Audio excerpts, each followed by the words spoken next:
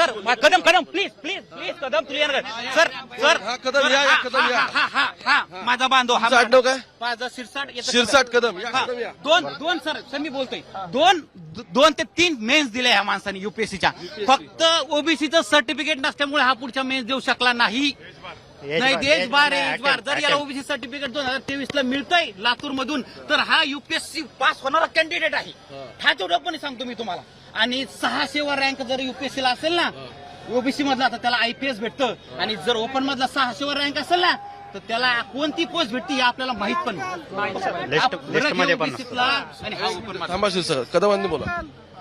नाही ओबीसी असला तर 9 अटेम्प्ट भेटतात युपीएससीला नंतर विचार रे. हा. युपीएससीला 9 अटेम्प्ट भेटतात आणि ओपन मध्ये असलं तर 6 आणि एज त्याच्यात एज आणि 30 वर्ष का 32 आहे? 32 आहे आणि ओबीसीला 35 आहे हा आणि बाकी तर ते तर जाऊ द्या स्पर्धा तुला आरक्षणाची गरज त्यामुळे वाटते का? त्याच्यामुळे पण नाही पण स्पर्धा परीक्षेचं जाऊ द्या पण 10वी 12वी नंतर इंजिनिअरिंगला ते खूप फीसमध्ये खूपच तफावत आहे वरून स्कॉलरशिप भेटते ओबीसीना